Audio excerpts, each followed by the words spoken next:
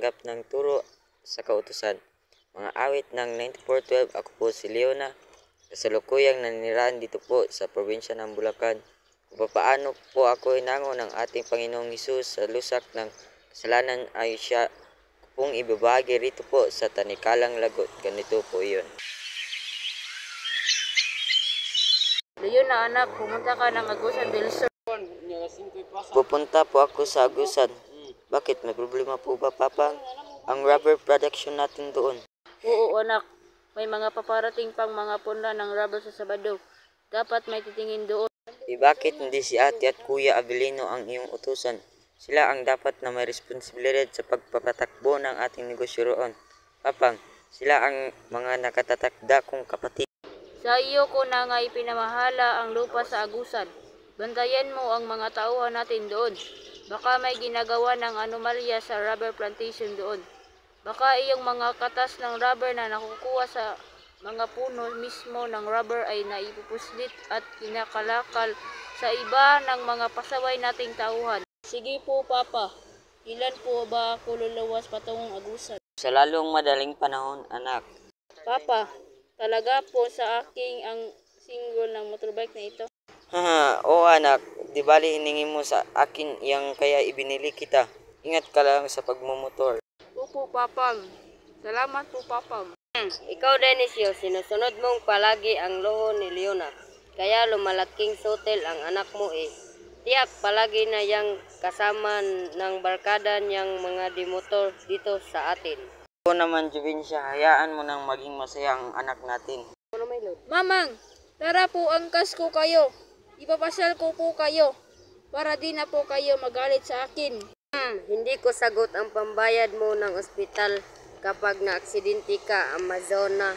Magandang Amazona, Mama. Yan ko lang kung iyang mukha mo ang nasira sa iyong pagmumotor. Na Juvencia sa iyong pagsasalita, baka mapahamak ang iyong anak. Hayaan mo siya sa kanyang hilig, minsan lang maging dalaga ang isang babae. Kapag may asawa na iyan ay matatali na sa bahay. Kaya hangat dalaga pa ang anak mo, pabayaan mo siyang magsaya sa kanyang pagkadalaga. Tumutulong siya sa ating negosyo, hindi naman siya tamad. Dapat nga kayang magsama-samang mag-ama. Pareho ang takbo ng inyong mga utak. Si Mamang talaga, Sir Persungit, palibasa may pagkakastila. Dugo ng isang Kastila ang umiiral sa kanya at hindi ang dugong Pilipino, kaya matapobre, masungit, pasaway rin. Salamat na lang at hindi ako nagmana sa kanya. Sarap talagang i-drive ang bagong motor na ito. Leona, paspasan natin at matutulin ang mga kasamahan natin. Tayo na lang ang naiiwan sa pagpapatakbo ng motor. Sayang motor mo, bago pa naman. Abat humataw ka na, hintayin mo kami. Leona, ang bilis mong magpatakbo. Kumain kayo ng alikabok. Habol. Todo gasolina na ako. Leona! Sasadsad ako sa buhanginan. Leona! Leona, buhay ka pa ba?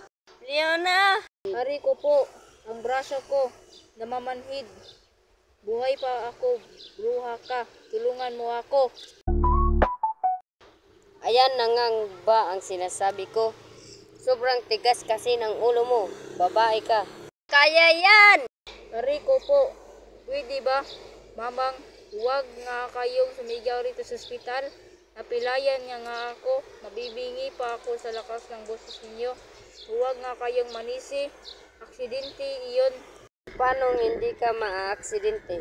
Isatulin mo ba namang magpapatakbo ng motor?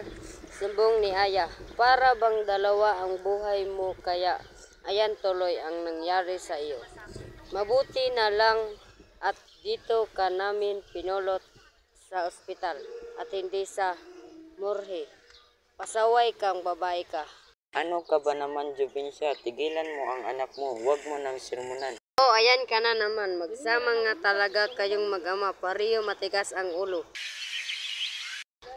Ha ha ha, kamusta na Inday Leona? Wala ka ng motor, bali pa ang iyong paa. At pasa ang mukha. Isa ka pa kuya, Abilino. Imbis na kabagan mo ako, inaalas ka mo po, huwag kang mag-alala. Gagaling rin ako. At makakapagmotor pa ako. Makikita mo, aksidente lang ito, Dudong. Pero wala ka ng motor kasi bintahan ni mother ang iyong motor. Kababatak lang kanina. Ano? Bakit ibininta ni Mamang? Motor ko iyon. Si Papang di ba inawat si Mamang? Kailangan ba umubra si Papang kay Mamang? Kailangan mo bang nakitang nasunod sa bahay si Papang? Di ba palagi namang si Mamang ang nasusunod?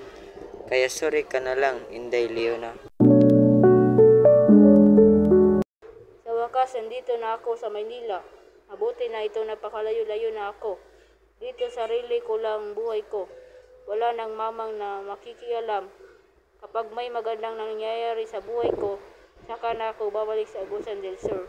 Ipapakita ko ka mamang na kaya ko mamuhay na wala silang papang sa aking tabi. Kanila na ang yaman nila, sa akin ang kalayaan ko. Leona, hayon na ang sundo natin. Si Manong Rodney, hayon sa jeep, kumakaway sa atin.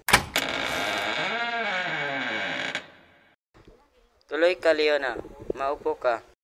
Mr. Tan, bakit po ninyo ako pinatawag? May nagawa po ba akong mali sa trabaho ko? Pagsensyahan na po ninyo ako. Bigyan po ninyo ako ng isa pang pagkakataon. No, wala akong nakikitang problema sa iyong pagtatrabaho rito sa aking kumpanya. Mabilis ka ngang matuto at masipag ka. Kaya gusto ko ikaw na ang kumuha ng 2 shift. Po, Mr. Tan, wala kayong reklamo sa aking trabaho. Salamat po. Sige po, payag po ako. Ang sipag mo namang magtrabaho, kapitbahay. Parang may pinapakain kang isang batalyon. Bakit ka nakikialam? Anong paki mo sa akin? Sorry miss. Na-offend ata kita, wala lang yun. Natutuwa lang ako dahil ang sipag-sipag mo. Sorry. Luis, hindi ako natutuwa sa pangingialam mo. Ganyan ba kayo rito sa Manila? Ang buhay ng may buhay ang pinakakailam ninyo. Kasi sa pangingialan kong lugar ang mga tao doon. Hindi tismoso na gaya mo. At ikaw, ay may planong manligaw sa akin. Ngayon pa lang, busted ka na. Tismoso. Ikaw talaga, Leona. Hanggang dito sa Maynila, dala mo pa rin ang pagkasutil mo.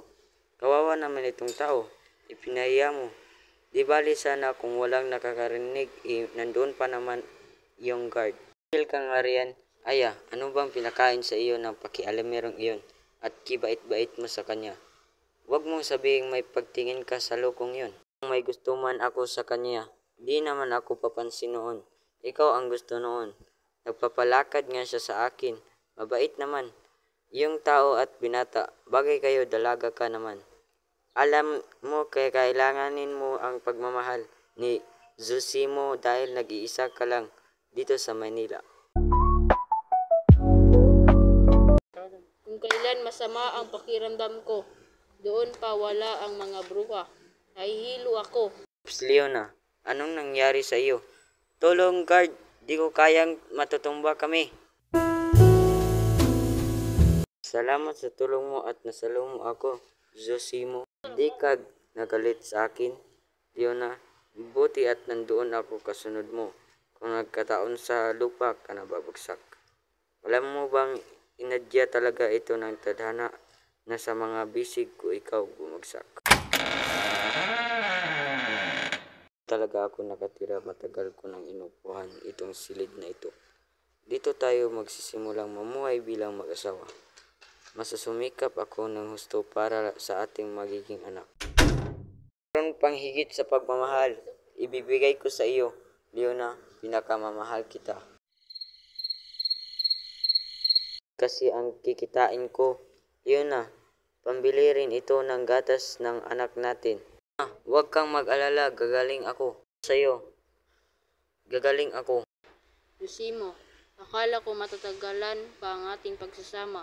Sabi mo sa akin, gusto mo pang makita ang mga apo mo kay Dudong at gusto mo pang makita na ikinasal si Bingbing, pero bakit iniwan mo na kami?